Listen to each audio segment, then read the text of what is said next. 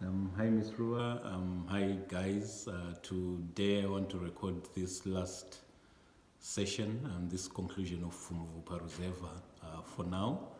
And I'm saying for now because we may have to come back to it after 6 months or 12 months to bring in lessons from other songs to improve Fumvu Paruzeva. But for now, this is the conclusion, and I want to say thank you to you, Miss Rua, and everybody else who has followed.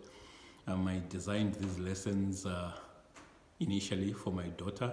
She wrote to me, she indicated that she was interested in learning Mbira, and then I designed these lessons for her. Now I don't know what has motivated her. It could be the Black Lives Matter, it could be the Google Doodle, it could be other things happening all over. But that was good, and so I designed lessons for her to learn, to resume from where we're done some decade or so ago.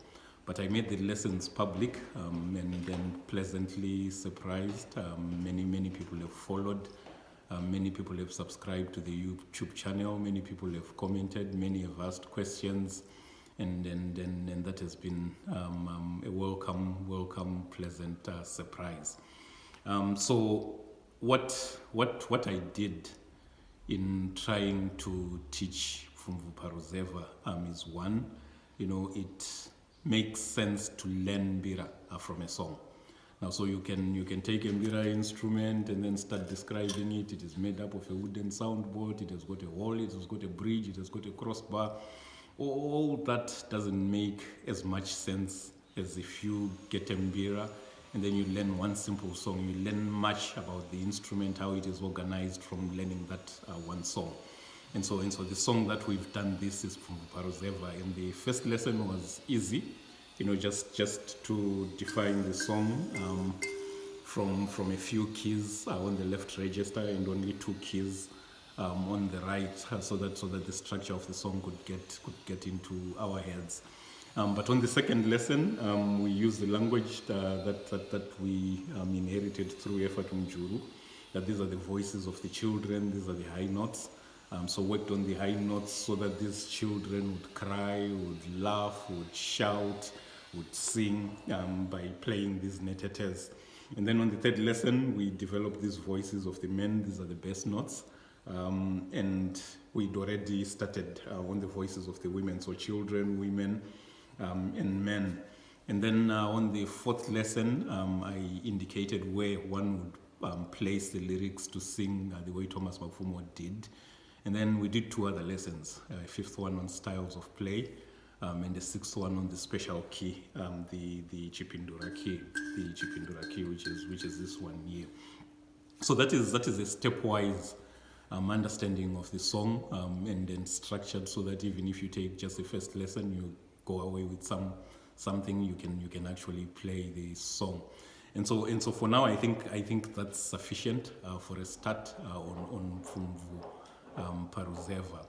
Now, the choice of the song was intentional. I've heard many people debate on what are proper Mbira songs and other songs that have been adapted to Mbira, but that are not, originally Mbira songs. It's a big debate and an interesting one, and we don't have to get into it. But many people start by teaching Karigamombe or Nimamsasa, which are songs with 4 phrases. And if students can't get all the 4 phrases in those beginning lessons, then they quit the instrument.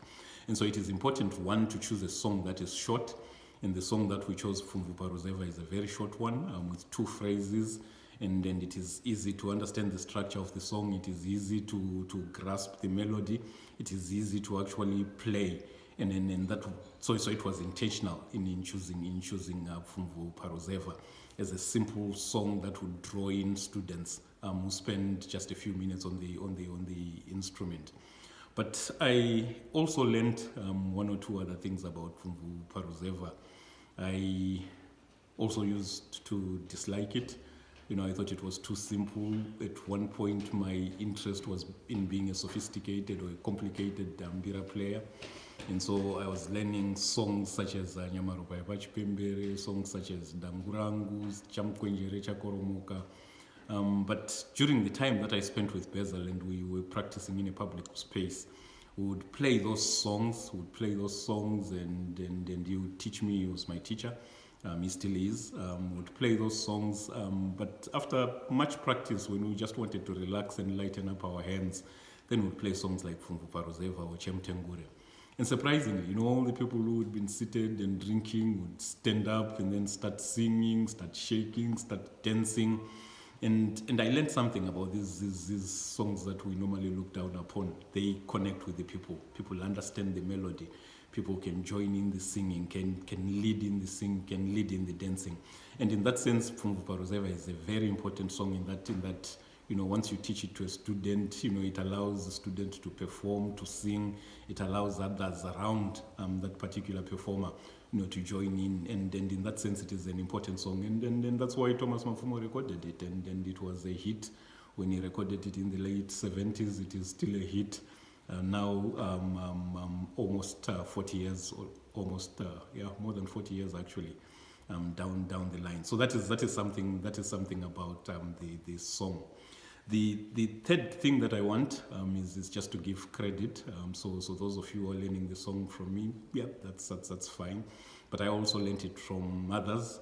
Now, my first teacher on this song was a gentleman called Judah Katonje. He called himself Kangafrai.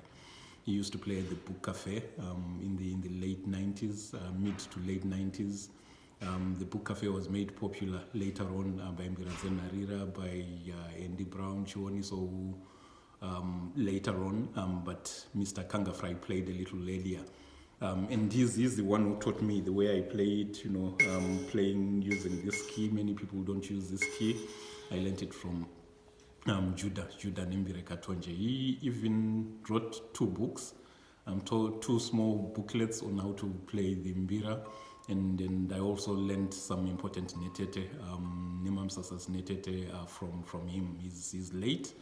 And then I moved to the US, and when I was in the US, my mbira playing partner, I was Solomon Murungu. He liked the song, and therefore in our small catalog of the songs that we used to perform or demonstrate to people, Fungu Parozeva was one of them. So I'm thankful to Solomon for playing it with me. He's recorded a CD, I think it is called The Spirit of Zambuko, Liturgy and Reflections on the Shona Mbira. And then in 2010, I moved back to Africa, to South Africa specifically, and then connected with Bezel Makombe. Now, Bezel is the person who's played Thomas Mapfumo's mbira. He was recruited by Thomas Mapfumo from 1990, and I think he recorded all the albums up until 2004, and still performs when Thomas tours different continents. Bezel is part of that group. He joins Thomas Mapfumo.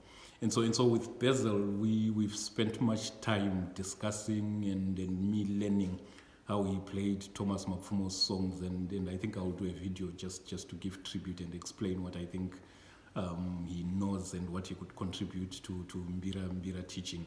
But specifically for Fungu Parozeva, I learned many things, including the timing, including the cues for singing, including what you're supposed to do when the lead singer is quiet, including how you pair the 2 mbiras when you play as 2 people, where a third mbira would fit. So there's so much detail in that we could get into on this particular song, but I don't think we would need to get into it now. But for those of you who are interested in doing that, I'm putting Bezel's contacts as part of this video, so that those of you who are interested can contact him. I think Bezel is a phenomenal person. He's a moving library, and for those who would want to study mbira, and especially Thomas Mapfumo's contribution, is one of the few people that can actually give that content. So that is it. I wanted to say thank you to all those that have joined this journey. The students that are at the beginning, I think those that are at the beginning should concentrate on the first lesson and maybe the third lesson that includes the best notes. And that is fine until their thumbs are steady and they can play something. And when we do the next song, I'll also be slow in the first 1 or 2 lessons so that beginners can follow. Those who have some skill, learn as much as you can, and we can move as I post a video each week. But I'm thankful for those who subscribe to the channel, for the many likes, for the comments, for the questions. I think as a community we can share and learn a few things. So thank you is one. Number two, I've summarized what we think we did, by learning the different parts of the mbira, but by actually applying them to a song. And then number three, I've given credit to my teachers. Thank you to Mr. Katonje, although he's late. Thank you to Solomon Murungu, and thank you to Bezel Makombe. And I'll put the contact details for Bezel Makombe for those of you that want to reach out to him. So I think this is the conclusion for now for Fumbu Parozeva. Our next song is a big one, Nemam Sasa, and I'll start posting the different parts of Nemam Sasa so that we get deeper into this instrument. And this will be an exciting and interesting journey. Thank you.